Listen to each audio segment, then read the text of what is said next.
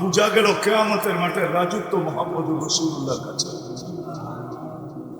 আল্লাহ তো বলেই দিছে, কোরআনের এক জায়গায় ইঙ্গিত আছে, জানি না হুজুররা মানবে কি মানবে না।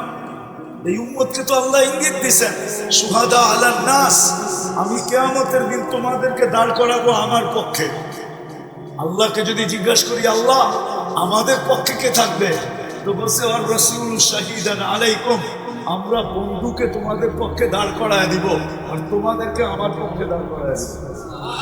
তোমরা থাকবে আমার পক্ষে, বন্ধু থাকবে তোমাদের পক্ষে। কেননা বন্ধুকেই আমি বলবো সালতুতা শাফিতু শাফা, আজকে যাকে চাবেন যতজন চাবেন হাতে উঠে দিয়ে দেবেন। কি করলো কত করলো এটা আমার বিষয় না, কেননা আজকে রাজত্ব আপনার। আপনি বলেন রব্বে কাবার কসম, আজকে বাবা কি দরকার ছিল ভাবতেছি, যার কারণে আজকে মুসলমান কোথায়। আল্লাহকে প্রশ্ন করলে তো আল্লাহ এই জবাবই আমাকে দেয় যে আমি এদের পক্ষে যাব তো যাব কি করে, যারা আমার ইজ্জত রাখে নাই। বলেন কয়জন আমরা হাত উঠায় বলতে পারবো যে আমি ডেলি আল্লাহর ইজ্জতের দিকে খেয়াল করি। আপনি তো ইজ্জতের দিকে খেয়াল করেন এই ছোট জীবনটার ভিতরে, যাদের সাথে আপনার সম্পর্ক, যাদেরকে নিয়ে আপনার চলতে হবে, যাদেরকে বাদ নিয়ে আপনাকে বাস করতে হবে, শুধু ওদের ইজ্জতের চিন্তা আপনি করেন। আর প্রবাদ বাক্য বানায় নিছেন, নমাজ ছাড়া যায় সমাজ ছাড়া যায় না, প্রবাদ বাক্যের উপরে আপনি চলতেছেন।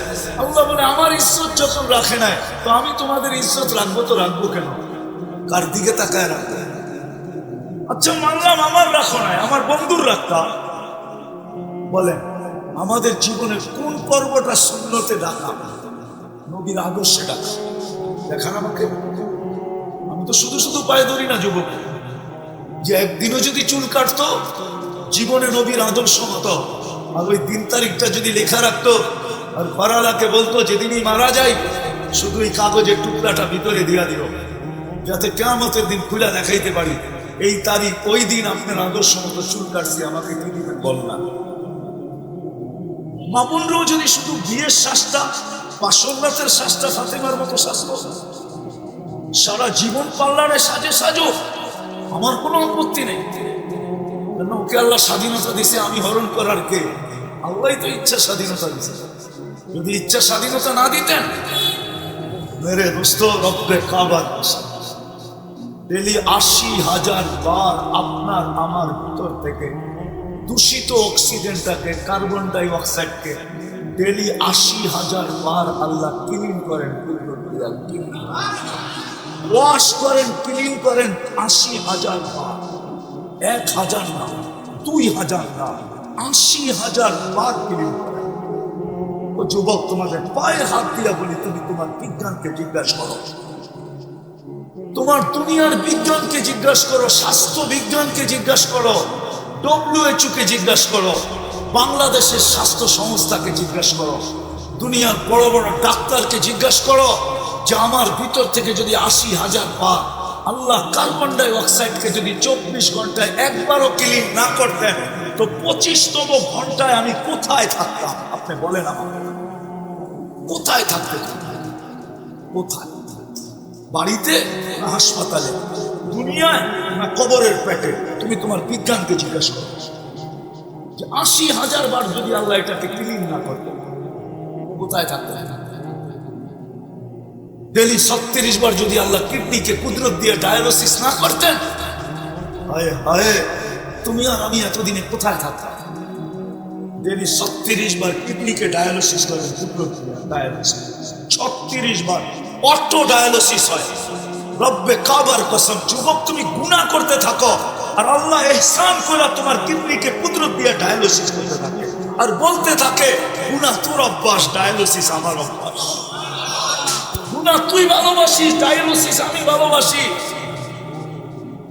তুই তোর দুশ্মন, আমি তোর বন্ধু। তুই গুনাহ করে তোর সাথে তুই দুশ্মনী করতেছিস আর আমি ডায়ালিসিস করে তোকে সুস্থ রাখতেছি। জিজ্ঞেস করেন বিজ্ঞানকে আমি যা বলতেছি না, আমি তো ডাক্তারি পড়াইতে আসি না,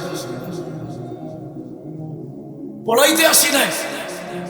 যদি আসতাম তাহলে খুলতে পারি, আল্লাহ এতটুকু নলেজ দিছে, পুরাটা খোলা দিব, পাগল বানায় দিব আপনাকে খোলা যে আমার রব, আমার আল্লাহ, যাকে আমি আল্লাহ মানি, সে আমার ভিতরে কি কুদরতের খেল খেলতেছে এটা আমি করতে পারি। আমার বলার মতো আলহামদুলিল্লাহ সুম্মা আলহামদুলিল্লাহ নলেজ আছে, আমি খুলে দিব আপনাকে বললাম। শুধু শুধু তো আল্লাহ বলে না ওফি আনফুসিকুম আফালা তুবসিরুন, তোর ভিতরে কি রাখছি তুই একটু তাকায় দেখিস না? এগুলা দেখার পরে তোর নাফরমানি হাতে ওঠে তো ওঠে কি কইরা? তুই নাফরমানি করিস তো করিস কি কইরা? আজকে অভিযোগ করিস তো করিস কি কইরা? লজ্জা আসে না? আমার ইজ্জত রাখলি না, আমার বন্ধুর ইজ্জত রাখলি না, আমি তোর দিকে তাকাবো?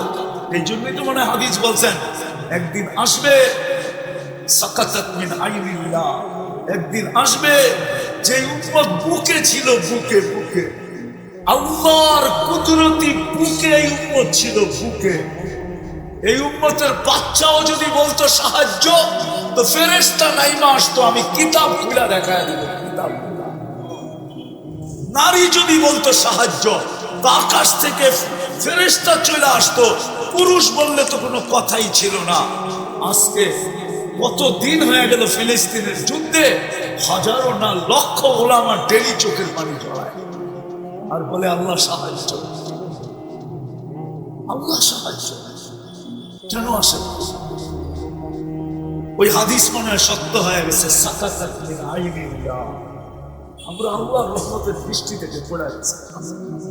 আপনি বলবেন হুজুররা তো ঠিক আছে, আরে এইটা উম্মত, হুজুর না, এটা উম্মত। উম্মতের মাসলা না হইলে হুজুর দিয়া যথেষ্ট হয়ে যেত। এটা তো উম্মত, উম্মতে মুহাম্মাদি, কিয়ামত পর্যন্ত একটা উম্মত। উম্মত বুঝেন না? এটা একটা শরীর, একটা ফ্যামিলি, একটা ঘর। এখানে ডিভাইডেড করার কোনো রাস্তা নাই। নাইলে কেন আল্লাহ রসুল বলবেন, আম্মা জান জিজ্ঞাসা করছে আনুফলিকু ওয়া ফিনা সালিহুন, আমরা ধ্বংস হইতে পারি না এক লোক থাকা সত্ত্বেও? বলছে হ্যাঁ, খারাপ লোকের সংখ্যা যখন বেড়া যাবে তো নেক লোকেরা পর্যন্ত, নেক লোকেরা পর্যন্ত হাতকড়ি পড়তে হবে, বেড়ি পড়তে হবে, গলায় শিকল পড়তে হবে, জেল জরিমানা কাটতে হবে যখন খারাপ লোকের সংখ্যা বেড়ে যাবে। তো যেটা বুঝাইতেছিলাম, আল্লাহ করুক আমি শেষ জায়গায় চলে আসছি, কথা শেষের দিকে। একবারে উচিত ছিল আমাদের দুনিয়া নিয়ে বাবা, আমাদের উচিত ছিল এই ভাবনা আল্লাহর উপরে ছেড়ে দেওয়া উচিত ছিল।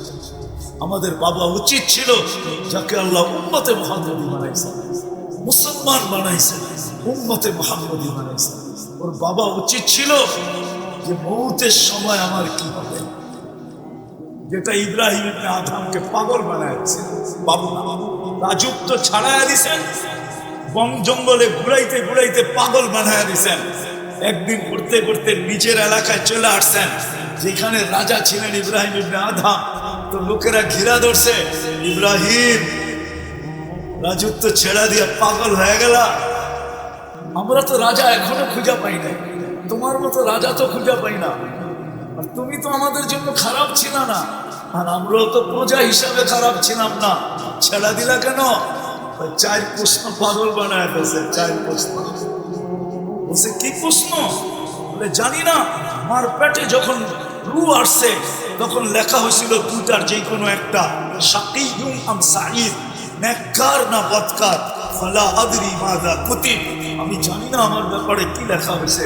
এটা ভাবতে ভাবতে আমি পাগল হয়ে গেছি। এটা হলো প্রথম ভাবনা, আমি নেককার না বদকার। বলছে দ্বিতীয়, বলছে মৃত্যু যেদিন আসবে, মালাকুল মউত আসবে, দুটা সম্বোধনের যে কোনো একটা করবে, আইয়াতুহান নাফসুত তাইয়্যিব বলবে অথবা আইয়াতুহান নাফসুল খাবিস বলবে, অপবিত্র রূপ বলবে অথবা পবিত্র। ফালা আদরি মাযা উখাতিব, আমি জানি না আমাকে কি বলে সম্বোধন করবে। বলছে তৃতীয়, কবরে যাওয়ার পরে কেউ প্রশ্ন উত্তর দিতে পারবে, কেউ পারবে না। ফালা আদরি আউজিব আম লাম উজিব, আমি জানি না দিতে পারবো কি পারবো না। এই তৃতীয় চিন্তা আমাকে পাগল বানায় ফেলছে। বলছে চতুর্থ, বলছে শর্টে বলতেছি তোমাদেরকে, কিয়ামতের দিন দুটাই দল হবে, ফারিকুন ফিল জান্নাতি ওয়া ফারিকুন ফিস সাঈর, একদল জান্নাতে যাবে, একদল জাহান্নামে যাবে। ফালা আদরি মিন আইয়িল ফারিকাইন, আমি জানি না কোন দলের অন্তর্ভুক্ত হব। এই চার ভাবনা আমাকে পাগল বানায়। তো বসরা আল্লাহ বলতেছিল, ইব্রাহিম তুমি পাগল হও না, তোমার এটা শোনার পরে আমরাও পাগল হয়ে গেছে। আমাদের ভাবনা হওয়া উচিত ছিল এটা, কেন আখিরাত তো যার যার তার, ওইখানে তো কোনো অংশীদারিত্ব নাই। অংশীদারিত্ব তো দুনিয়ায় আছে, বাপের জান্নাতে তো ছেড়ে যাবে না, ওইখানে তো উত্তরসূরিতা নাই, ওইখানে তো অংশীদারিত্ব নাই। কারো এখানে ভিজিটিং কার্ডও চলে, ওইখানে তো আইডি কার্ডও চলে। এখানে তো মনে হয় বুঝাইতে পারি, ভিজিটিং কার্ডও চলে না, চলে না, মনে হয় বোঝেনি না আপনারা, সোনারগাঁর মানুষ। হ্যাঁ চলে না, হ্যাঁ চিনেন এটা কার কার্ড? দেখায় দিলে আগ্রাওয়ালা ঠান্ডা হয়ে যায়, ঠিক না? হ্যাঁ এখানে তো আইডি চলবে না, ভিজিটিং তো দূরের কথা। যদি আইডি চলতো, পরিচয় যদি ওইখানে চলতো, আমি তো ডাটে বলি, কারো যদি নাও চলতো, তাহলে আবু তালেবের চলা উচিত ছিল। আল্লাহ বলে আবু তালেবেরও চলবে। আবু তালেব মুহাম্মদুর রাসূলুল্লাহর চাচা, 44 বছর বাতিজাকে লালন পালন করছেন, নিজের সন্তানকেও এতটুকু করেন নাই। ওলামা মতানৈক্য করে যে আল্লাহ রসুলের ছায়া ছিল কি ছিল না, কিন্তু আমি বলি আল্লাহ রসুলের একটা ছায়া ছিল যতদিন উনি জীবিত ছিল। আর কোনো ছায়া ছিল কি ছিল না আমি জানি না, কিন্তু যতদিন আবু তালেব জীবিত ছিল, মুহাম্মদুর রাসূলুল্লাহর সাথে ছায়ার মতো ছিল, ছায়ার মতো, ছায়ার মতো ছিল। আপনি উঠান তারিখ, ছায়ার মতো ছিল। ওই পরিচয় চলতো যাকে আল্লাহ রসুল নিজে হাতে কবরে নামাইছেন, নিজের এই হাতের ছোঁয়া লাগছে দস্তরখানে, জীবন ভর দস্তরখান আগুন দিয়া পরিষ্কার হয়েছে। আনাস ইবনে মালিক রাদিয়াল্লাহু তাআলা দস্তরখান দুনিয়ার কোনো আগুন একটা সুতা পোড়াইতে পারে নাই। ওই দুই হাতে নামাইছেন চাচাকে কবরে, আর নামায়া উপরের দিকে তাকায় বলছেন, আপনি মাতারাক্তালি সাবিলা, চাচা এই হাতের বড় কদর আল্লাহর কাছে আছে। কেন এই হাতের কসম আল্লাহ খাইছেন, এই হাতের কসম কোরআনে এই হাতের কথা আছে। লা তাজআল ইয়াদাকা মাগলুলাতান, কোরআন বলছে আল্লাহ রাসূলের এক একটা জিনিস আল্লাহর কাছে মাহবুব ছিল। আল্লাহর বন্ধুর হাতকে কসম, হাতকে উচ্চারণ করতেছে কোরআনে, লা তাজআল ইয়াদাকা মাগলুলাতান। বন্ধু আপনার হাত কেমন প্রিয়, এই হাত যেই হাতে চাচাকে কবরে নামাইছে।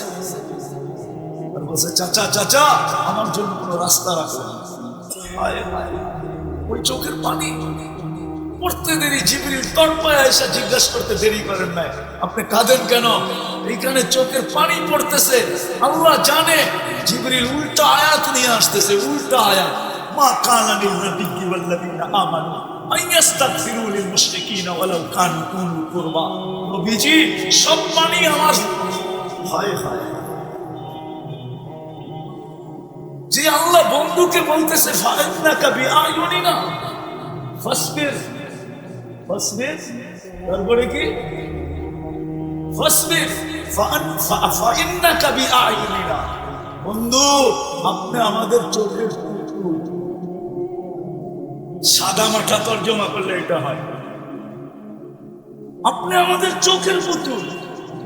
এরকম হাবিব যার চোখের পানি পড়তে দেরি, জিবরিল জিজ্ঞাসা করতে দেরি করে না। এখানে উল্টা আয়াত নিয়ে আসছে, নবীজি শোভা পায় না চোখের পানি ঝরানো, হাত উঠানো, কার জন্য? মুশরিকের জন্য। জানি আপনার দিলে কত ব্যথা, ওলাও কানু কুলু করবা, এটার তর্জমা করলাম আমি এটা, জানি আপনার দিলে কত কত না। চাচা তো 6 বছর 6 মাস বয়সে চাচার কোলে উঠছেন, বুকে আসছেন, মাকে হারাইছেন 6 বছর বয়সে, দাদাকে হারাইছেন 6 বছর 6 মাস বয়সে, ওইখান থেকে দাদার বুকে আসছেন। আল্লাহ যেন বলতেছে নবীজি হাত উঠানো শোভা পায় না, চোখের পানি ঝরানো শোভা পায় না, কার জন্য? মুশরিকের জন্য। জানি আমরা আপনার দিলে কত ব্যথা, দিলে কত না ব্যথা না, আপনি বুঝবেন কোথেকে? আপনি তো আবু তালেব চেনেন না, আবু তালেবকে। এই জন্য মেরে দোস্ত কথা শেষ, আমাদের বাবা উচিত আখিরাত নিয়া, মৌত নিয়া, কবর নিয়া, হাসর নিয়া, আল্লাহ নিয়া, রসুল নিয়া। যুবক ভাবো যে যৌবনে তুমি আল্লাহর কত কাছে, রসুলের কত কাছে। উম্মত যদি আল্লাহর লাজ রাখতো, রসুলের লাজ রাখতো, ইজ্জত রাখতো, তাহলে আমাকে প্রশ্ন করতে হতো না যে আল্লাহ আবাবিল তো ওড়ে। দেখি আমি চোখে, 2 দিন আগেও দেখাচ্ছি আমি আবাবিল, বিকাল বেলা কাছপুরে উঠতেছে। আমি তো বলছি আল্লাহ আবাবিল তো ওড়ে, পাঞ্জাও তো দেখা যায়, পাথরও তো দুনিয়াতে আছে, তুমি হুকুম দাও না কেন যে উঠায় নিয়ে 2টা মাইরা আসো? হাতিওয়ালাদেরকে পাউডার বানাইলো, ট্যাঙ্কওয়ালাদেরকে তো পাউডার বানাইতে পারে। হাতি তো তোমার বানানো, ট্যাঙ্ক তো মখলুকের বানানো, তোমারটা তো পাওয়ারফুল বেশি মখলুকের বানানো। আবাবিল তো ওরে, পাঠাও না কেন? মশা তো আমাদেরকে কাটে, ডেঙ্গু বানায়, হুকুম দাও না কেন?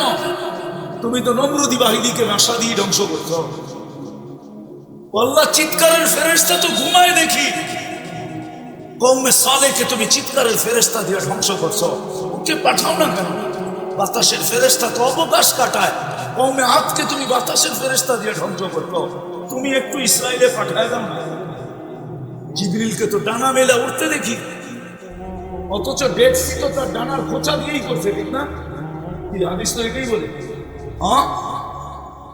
কেন আপনি পাঠান না? ডেড সি তো ইসরায়েলি, আরেকটা হয়ে যাক, একটা হয়েছে আরেকটা হোক, পাঠান না কেন? আল্লাহ বলে পাঠাবো তো পাঠাবো, কি করে? আমার ইজ্জত তো রাখে না, আমার বন্ধুর ইজ্জত তো রাখে না। বলেন আজকে মুসলমানের ঘরে যদি আল্লাহ আল্লাহ রসুলের সুন্নত দীক্ষিত না হইতো, অবহেলিত না হইতো, লাঞ্ছিত না হইতো, বঞ্চিত না হইতো, দীক্ষিত না হইতো, আজকে কোন জায়গায় নবীর আদর্শ আছে? আমাদের ঘরেই তো সবচেয়ে বেশি লাঞ্ছিত। যুবকের জীবনেই তো লাঞ্ছিত, বৃদ্ধের জীবনে লাঞ্ছিত, নারীর জীবনে লাঞ্ছিত। আল্লাহ রসুলের আদর্শ তো আমাদের জীবনে নাই, তো আল্লাহ আমাদের দিকে তাকাবে তো তাকাবে কেন? সত্য তো এইটাই, আমি তোমাদেরকে চোখের থেকে সরায় দেবো। আমার কোরআনের পাওয়ার ছিনায় নিয়ে আনে পরিমাত মিন বারাকাতিল ওয়াহি। আজকে কোরআন আছে, পাওয়ার আমাদের কাছে পাওয়ার নাই। কোরআনে পাওয়ার আছে, কোরআন আছে, কিন্তু এটা পাওয়ার আমাদের কাছে নাই। হুজুররা বলবে কোরআনের পাওয়ার কি, আমি কোরআন দিয়ে দেখাইতেছি। সুলাইমান আলাইহিস সালাম যখন বলছে তখতে বিলকিসকে কে নিয়ে আসবে, তো ইফরিতুম মিনাল জিন বলছিল আমি নিয়ে আসবো, কিন্তু 3 ঘন্টা সময় লাগবে। তো সুলাইমান আলাইহিস সালাম বলতেছিল সময়ের অপচয় হয়ে যাবে, 3 ঘন্টা সময়ের অপচয় চলবো না। তো আল্লাযীনা ইনদাহু ইলমুম মিনাল কিতাব, যার কাছে আসমানি কিতাবের ইলম ছিল, ও বলছে আনা আতি বিহা ক্বাবলা আন ইয়ারতাদা ইলাইকা তারফুক, আপনি সামনে তাকানোর আগে নিয়ে আসবেন। আর আয়না দেখা দিছে, এটা হলো কোরআনই শক্তি। কোরআন আছে আমাদের কাছে, পাওয়ার হাদিসে আছে পরিমাণ বারাকাতুল ওয়াহি। আজকে কোরআনের পাওয়ার আমাদের কাছে নেই। যদি পাওয়ার থাকতো আমার ওই হুজুরকে দরকার ছিল না। আমাদের মক্তবের ছেলেরা সারা দিন খেলতো এটা নিয়ে। ছেলেরা গেম খেলে না তো মক্তবের ছেলেরা কায়দার মধ্যে কায়দা পড়তো আর এই গেম খেলতো। এই গেম কোরআনের পাওয়ারের গেম খেলতো, পাওয়ারের গেম। এইখানে টাইনা ওইখানে রাখতো, ওইখানে টাইনা ওইখানে রাখতো, এইখানের ব্রিফকেস ওইখানে চলে যেত, ওইখানের ব্রিফকেস ওইখানে চলে যেত। বুঝবেন না আপনারা ব্রিফকেস কোনটা? আমাদের মক্তবের ছেলেরা খেলতো, পাওয়ার নাই। আল্লাহ রাসূলও বলছেন একদিন আসবে, আনা বারিকুম মিনহুম ওয়া হুম বুরাআ মিন্নি, আমার উম্মত আমার ইজ্জত রাখবে না, আমার আদর্শের ইজ্জত রাখবে না, আমার সুন্নতের পরোয়া করবে না। আমি যে চোখের পানি জড়াইতে জড়াইতে জীবন কাটায় গেছি, এইদিকে পুরুক্ষেপ করবে না। নাইলে এত বড় নির্লজ্জ হয়তো হয় কি করে, এত বড় দয়াহীন মায়াহীন, এত বড় কি বলে এটাকে, আরে শব্দ তো খুঁজে পাইতেছি না, এত বড় নির্দয় হয়তো হয় কি করে উম্মত, যার জন্য নবী সারা জীবন চোখের পানি ঝরায় গেছে, আজকে একটা সুন্নত আমল করার জন্য তৈরি নেই। কয়টা সুন্নতের উপরে চলে? সুন্নত তো সব জায়গায় আছে, খালি নামাজে সুন্নত, বিয়ে শাদীতে সুন্নত নাই, লেনদেনে সুন্নত নাই, সামাজিকের সুন্নত, সামাজিকতায় সুন্নত নাই, চাকরি বাকরিতে সুন্নত নাই, ব্যবসা বাণিজ্যে সুন্নত নাই। হায় হায়, কোন সুন্নতটা মানি? আল্লাহ রসুল বলছে একদিন আসবে আমি তোমাদের ধার ধারবো না, কেননা তোমরা আমার ইজ্জত রাখো, আমি তোমাদের ধার ধারবো না। আজকে ওই দিনই মনে হয় চলে আসছে। এই জন্যই মনে হয় আল্লাহকে প্রশ্ন করলে আল্লাহ জবাব দেয়, আমি আবাবিল পাঠাবো তো পাঠাবো কি করে? কিছু না করতো, আমি ডাকতে দেরি, মসজিদে ছুটে আসতে যদি দেরি না করতো। রাগ হয়ে যাবে তো মহিউদ্দিন খান সাহেব প্রতিবাদ করতে তো কম করে নাই, ইসরায়েলের বিরুদ্ধে সোনার গায়ে কাঁপায় ফেলছেন। হ্যাঁ, মিটিং মিছিল দিয়ে কাঁপায় ফেলছেন না, কিন্তু এখানে তো একজনও নেই। যেদিন থেকে ইসরায়েলে হামলা হয়েছে ওই দিন থেকে ডেলি সালাতুল হাজত 2 রাকাত ইসরায়েলের জন্য পড়তেছে কন্টিনিউ। একজন হাত উঠে বলো, একজন রাগ হয়ে গেলেন? হুজুরও তো নেই, একজন প্রতিদিন করছে কন্টিনিউ, হইলে আলহামদুলিল্লাহ। একজন তো না, উচিত তো ছিল প্রতি মুসলমানের ওয়াস্তাইনু বিসসাবরি ওয়াস সালাহ। প্রতিবাদ উম্মতকে মেসেজও দেয় না, শুধু প্রতিবাদ যথেষ্ট না। রাত্রে উঠে আল্লাহর কাছে কাঁদো, আল্লাহকে মানায় নাও। আল্লাহ যদি মাইনা যায় তো আমাদের হাত কালো করতে হবে না। বদরে বইলা দিছে ওমা রমাইতা ইদ রমাইতা ওয়ালাকিন্নাল্লাহ রামা। আপনি মারেন নাই, আমরা মারছি, আপনার হাত কালো হইতে দিব না। কিয়ামত পর্যন্ত যেন কেউ না বলতে পারে আপনার কাজ হালো আছে। তাইলে আমাদেরকে ডাইকা আনলেন কেন? আল্লাহ বলে আপনি না আসলে খেলাও তো জমবে না, আর দর্শক ছাড়া খেলতেও তো ভালো লাগবে না। খেলবো তো আমি, দর্শক না হলে তো খেলতে ভালো লাগবে না, খেলবো আমি। আর আপনি না আসলে খেলা জমবে না, এই জন্য নিয়ে আসছে। কিন্তু আপনারা খেলতে দিব না, আমি খেলবো আমি। ওই আল্লাহ তো আজও আছে। ওই মেসেজ তো উম্মতকে কেউ দেয় নাই যে ডেলি রাত্রে 2 জায়গায় সালাতুল হাজত পড়ো। মা বোনদের কাছে তো কেউ বলে নাই যে তোমরা সারা রাত, তোমাদের চোখের পানি বড় কাছে, আমরা সারাদিন বাহিরে থাকি, আমাদের চোখের পানি বড় দূরে, আনতে অনেক সময় লাগে, তোমাদের চোখের পানি অনেক কাছে। তোমরা রাত্রে উঠে আল্লাহর কাছে কাঁদো যে আল্লাহ এই নিরীহ বাচ্চাগুলাকে, এই নিরীহ মা বোনদেরকে, হামাসকে ওরা কোথায় খুঁজে পাবে? পায়ও না, আর কোনোদিন পাবেও না ওরা খুঁজে। হামাসকে খুঁজে পায়ও না, আর কোনোদিন পাবেও না। কোথেকে পাবে ওরা হামাসকে? আপনি হামাস চিনেন না? হামাস কয় কারে? হারবে একদিন ইনশাআল্লাহ, এটা সত্য, এটাই সত্য। কিন্তু মা বোনরা যদি চোখের পানি ঝরায় বলতো, হয়তো এত দেরি হইতো না, আরো আগে কাজ পুরা হয়ে যেত। আল্লাহ বলে আমি ডাকি, তারপরও তো আসে না। এই যে আজান দিতেছে, কয়জন মসজিদে যাবে? কে ডাকে? হ্যাঁ, কে ডাকে? আওয়াজ মানছেন ডাক্কা? হ্যাঁ, আল্লাহ ডাকতেছে। আল্লাহ বন্ধুর প্রেমে পড়ে ডাকতেছে, নাইলে ডাকতেন না। বন্ধু যখন চিন্তা করে গেছে মুসা আলাইহিস ইসলামের কথার উপরে যে 2 রাকাত 2 ওয়াক্ত পড়াইতে পারি না, 5 ওয়াক্ত কি করে পড়াবেন? 9 বার গেছেন তো গেছেন, তাতে কি আসে যায়? 10ম বার যে কমায় নিয়ে আসেন। লজ্জা চেহারা এত বেশি যে যাইতে মন চায় না। কিন্তু ভিতরে মুসা আলাইহিস ইসলামের কথায় উতাল সমুদ্র, ভিতরে ব্যথার ঢেউ খেলতে শুরু করছে যে উম্মত যদি না পড়ে তো কি মুখ দেখাবো? 5 ওয়াক্ত পড়বে না। আল্লাহ মনে হয় কানে কানে বলছে, বন্ধু নিয়ে যান, কাউকে ডাইকা পড়াই নাই আজ পর্যন্ত। আপনার উম্মতকে প্রত্যেককে তার ক্ষেত্রের থেকে ডাইকা ডাইকা আইনা পড়ায় নিব, আপনার দিকে আপনার ভালোবাসায় পড়ায় নিব, আপনার ভালোবাসায়। নাইলে আল্লাহ হুকুম দিত আজান ভিতরে ভিতরে দিয়া ফেললেই হইতো, তাহলে ইসলামের নিয়ম হতো না। মিনারা বানাও, এখান থেকে আজান দাও, এই নিয়ম ইসলামে হতো না। লাউড স্পিকারের সিস্টেম হতো না।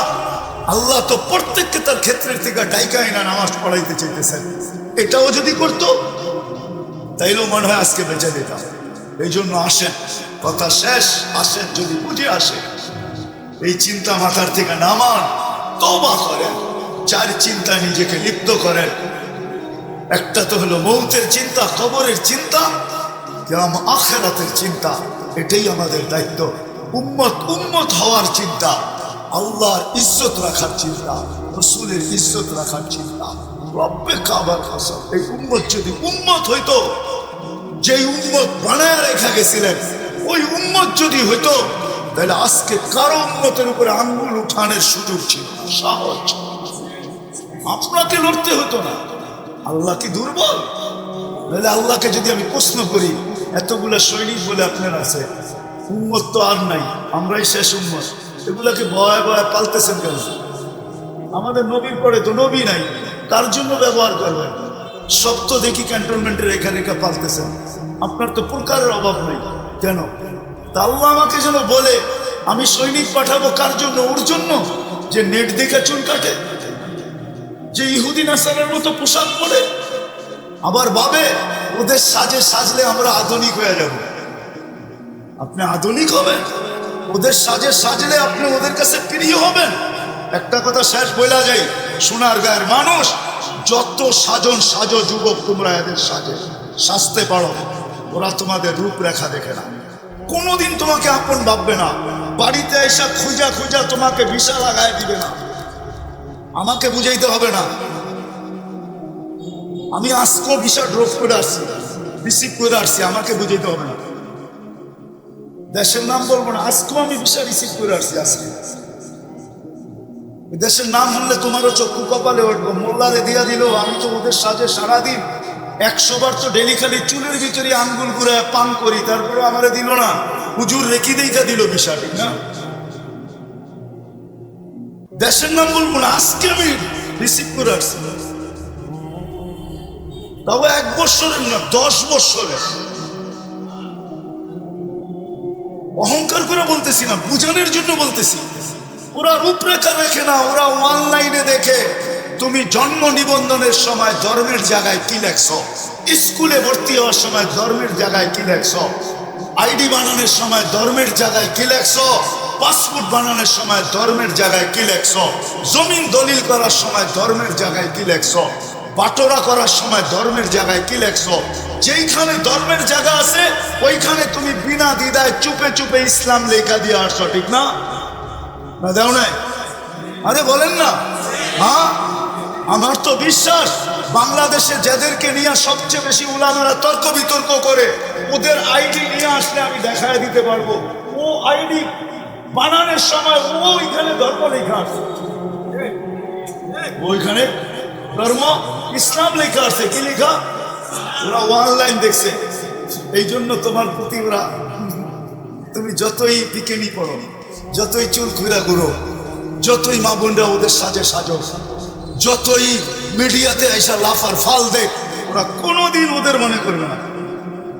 রব্বে কাবার কসম, আমি এটা ভিতর কথা বলতেছি, চোখে দেখা কথা বলতেছি, চোখে দেখা। আমি নাম বলবো না, আমি এই পর্যন্ত বয়ানে 100 বার বলে ফেলছি, কিন্তু নাম আমি বলবো না। আমি চিনি, আমাকে 2 মিনিট দাঁড় করায় নাই, প্রথম পাসপোর্ট পাঞ্চ করছে, পরে আমার চেহারাটা দেখছে, দেখছে পাসপোর্টে ইসলাম লেখা আছে, এই পোশাকই তো বুড়ি দেখছে, ওর পোশাক, ওর লেখা আর চেহারা ঠিক আছে। কি